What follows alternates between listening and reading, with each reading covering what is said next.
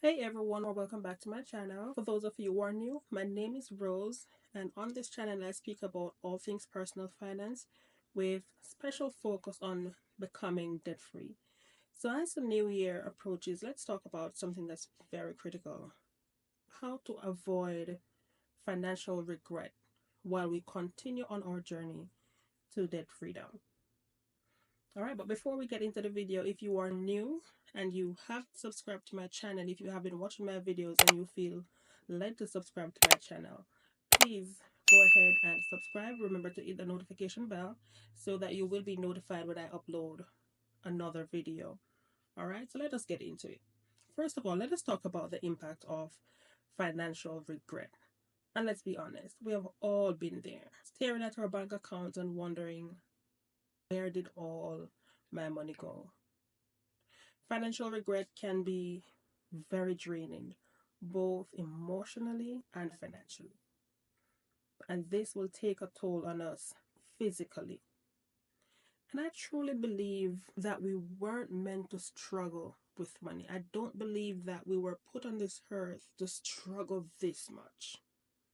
But the reality is, while it's entirely possible to manage our finances and avoid unnecessary debts, many of us still find ourselves facing financial struggles. And I believe the reason behind this is a combination of factors, because I think it's complex and it's multifaceted. And it's often rooted in a mix of external pressures, economic pressures, personal habits, and societal influences. However, with the right mindset and habits, I honestly believe that we can take control of our finances and set ourselves up for debt freedom. All right, so one of the biggest steps to avoiding financial regrets is setting clear financial goals and committing to learning about personal finance and money management, because knowledge is power. The more you understand about budgeting, the more you understand about saving, the more you understand about investing, the better the decision will be. You will start to make, or we will start to make, better decisions. So, some examples of financial goals include building an emergency fund and not using the money in the emergency fund on things that are non emergencies. So, set the parameters of what is considered emergency for you, and not just to use it once you've built that fund and set it aside because you are wanting to take a trip, because that saving should have been separate. All right. Another example is setting a goal to pay off a specific amount of debt, saving for vacation or any other major purchases. This is one aspect of my financial journey that I am analyzing, and it's something that I want to cut out, to save for what I want instead of doing it on credit. But in setting your goals, be sure that they are smart. When I say smart, it means specific. The goals are measurable, achievable, relevant, and time bound. And I did spoke about setting goals in another one of my videos. So if you aren't sure about smart goals, you can check out my video, or you can just do a random search, Google search or YouTube, and to get a better understanding of this. Tip number two is to increase your income. And one of the ways to get ahead financially is to focus on increasing our income, whether it's asking for a raise. And guys, don't be afraid to ask for a raise. Know your worth and negotiate based on your worth. I know a lot of us think that if we ask for a raise, we raise the risk of getting fired or getting laid off. But if you are struggling financially and you can speak up, if you have that boss where you can speak up and ask for a raise because you know what you have been contributing and you know that you deserve it, I would say go ahead and do it. All right. Another way is to pick up a side hustle or learn a new skill to qualify for higher paying opportunities. I was watching a video the other day, I don't remember her channel, but she was speaking about how to get an higher paying opportunity. And one of the ways that she suggests is not to stay in a job for more than 2 years. Because once you stay in a job for 2 years or more, your salary is not increasing much. So the only way to get a higher salary is to go to another job. A lot of people might consider it as job hopping, but you knows, you net burdens that you have, and being loyal to a job that it's not taking care of you the way that you want to be taken care of, then you probably need to look into that. All right. And another powerful strategy is leveraging your talent to start a small business, whether it's freelance writing, tutoring, handmade crafts, selling online products, or creating a course. Because it's, if you have the knowledge on a particular topic or a particular subject that you can create a course, then you can do that. You can work for your employer from 8 to 5 and then work for yourself from 5 to 9. Although it's medically recommended to get 8 hours of sleep, sometimes we need to compromise in the short term to grow and to achieve our financial goals. So we can use the extra hours to, instead of watching a movie, to start building or start putting together our business plan. So today you might want to do your executive summary for your business plan. Make sure that is well polished. Another day you might want to do your company overview and so on and so forth until your business plan is done and set and ready. So now you would have that guide where you can guide yourself into creating your own little small business, your own little side hustle, and that's going to be your money. All right. So just think about something that you are passionate about, and this could be the key to unlocking your financial freedom. Um, Even though you are putting together a business plan, and I know a lot of persons probably say, "Well, I don't have the capital." There are resources out there that can help you to start up. There are grants out there. So we just have to do our research. All right. Capital is important to start in a business, whether you're doing a t-shirt line or just a mugs or creating on-demand products. You still need capital to start something because you're creating online printables. You need a reliable device to work from. All right. So many people faces this issue in the beginning, and it's completely normal. But the key is to stay persistent and strategic. Don't just get up and leave your 9 to 5 job because you have a business plan. So even though Dash said quit your 9 to 5, I say keep your 9 to 5 and ensure that you have a steady income while you grow your side business. And then your side business, once it's evolved, it can turn into your main source of income. Then you can quit your job. All right. So remember that every bit of extra income helps, especially when you're just starting out on your debt free journey. But be patient, be persistent, and soon enough you'll see the fruits of your hard work. All right. Tip number 3 is to avoid lifestyle inflation and limit unnecessary spending. So, lifestyle inflation happens when your spending increases as your income rises. For example, instead of saving your pay increase, the difference between what you normally get and the increased amount, or saving your bonus, you might spend it on upgrading your lifestyle, like getting a bigger car, getting a newer car, getting a fancy apartment, getting the latest gadget, taking trips. So avoiding this trap by keeping your expenses stable and saving or investing any extra income is very critical to avoid financial regrets. And another way to stay on track is to limit unnecessary spending because it's easy to fall into the trap of buying things that we don't need. We all do it, especially during what we call sales. So, one way to get out of this habit, unsubscribe from the sales emails so you won't see it. And before you make a purchase, ask yourself if it's a need or a want. And one effective strategy is to try a no spend week or try the no spend challenge overall and see how much you save. Then you can do an assessment and see if you need to continue or if you need to tweak it so that you can start to develop more healthier habits because we need to avoid lifestyle inflation and we need to definitely limit our unnecessary spending, especially for things we do not want. And in doing so, These will definitely help us to maintain financial discipline and to avoid regrets further on down the road. All right. Tip number 4 is to prioritize our debt repayments. So if you're carrying debt into the new year, like myself, make a plan to tackle it. And two of the most popular strategies are the snowball method, where you pay off your smallest balance first and roll the payment into the next one.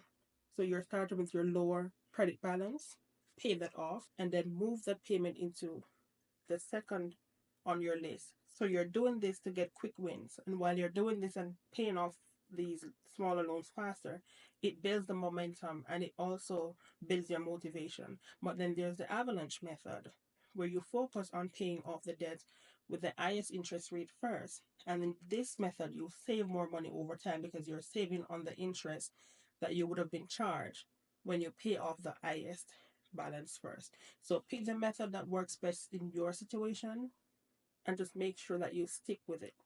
All right. And here's a pro tip for prioritizing your debt: set up automatic payments.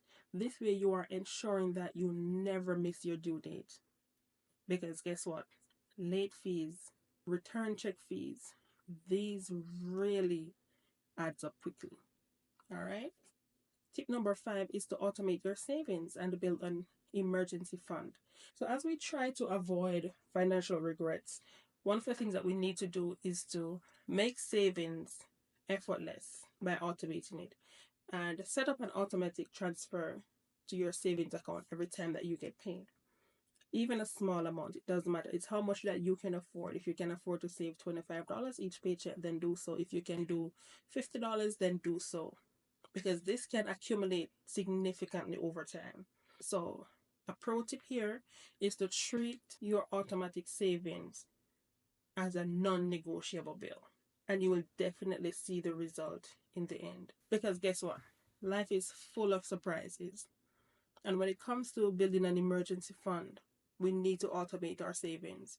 We need to have that financial cushion to prevent any unexpected expenses, which will derail our budget. So by automating your savings, you're gradually building an emergency fund without even thinking about it, without even calling it an emergency fund, because that's going to be your financial cushion. So in a lot of personal finance readings that I've done, it says to aim for at least 3 to 6 months worth of living expense. So while you're aiming for that 3 to 6 months, it might seem like a huge goal. So break it down.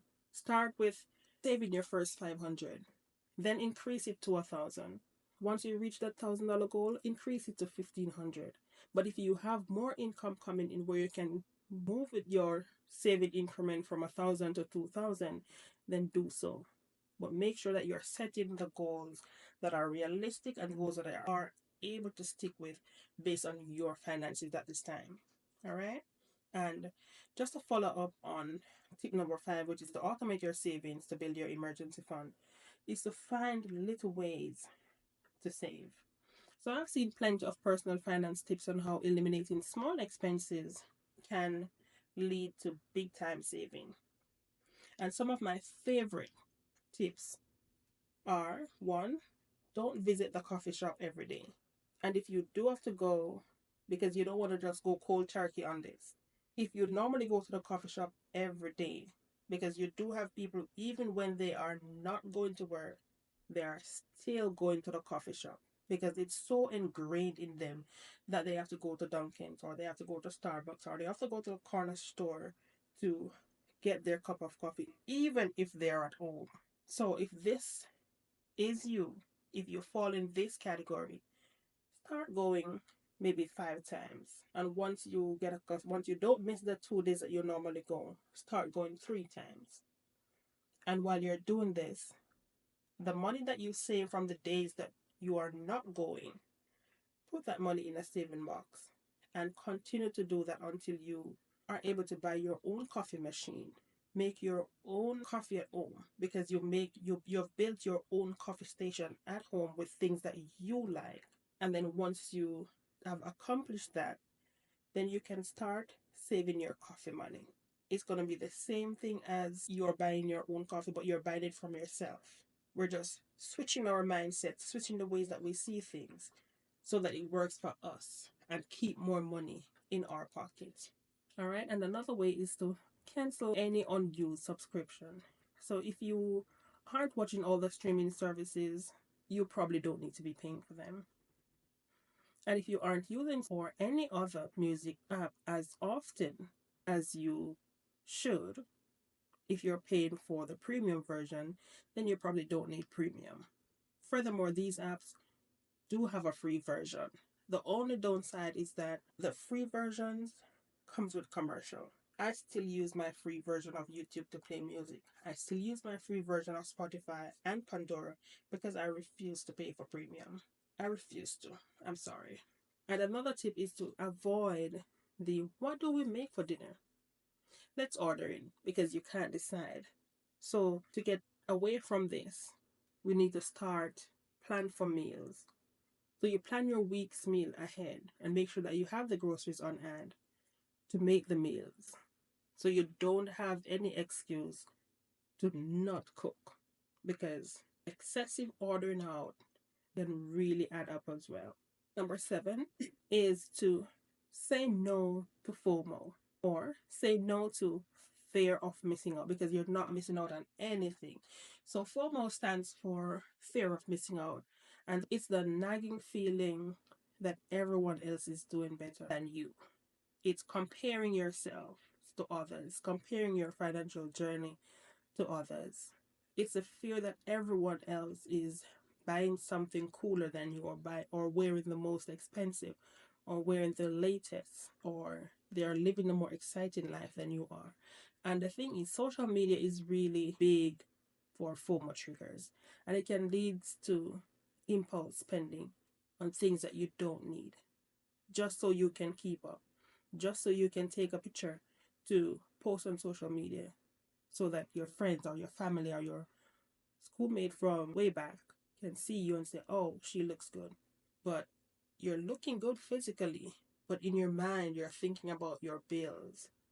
The fact that you are really not thriving, you're only surviving. So we need to say no to FOMO. So instead of giving into FOMO, remind yourself of your financial goals and what truly matters to you. So, how can you fight back from FOMO? Unfollow accounts that make you feel pressured to spend. Focus on your own priorities and celebrate your progress. And ask yourself, will this purchase bring me long term happiness? Or is it just for short term satisfaction? Remember that staying true to your goals will always make you feel better. Staying true to your goals will always feel better than temporary purchases. Forget about instant gratification and focus. Build your focus on your long term goals. All right, so those are my top tips for avoiding financial regrets and building a debt free new year. So remember, small changes leads to big success. Commit to your goals. Celebrate your progress. And don't allow your past mistakes hold you back. Remember that financial success is a marathon. It's not a sprint. And each step you take towards a better financial health is a step in the right direction. So if you found this video helpful, please hit that like button. Subscribe for more money tips, more budgeting tips, and follow me along my debt-free journey. Because I need to go through this journey to be able to tell my story so I can inspire others that is going through their journey. All right? So drop a comment below. What tip do you have to ensure that you maintain your financial focus for 2025? So let's crush these goals together. Thank you for watching, and I'll see you in the next video.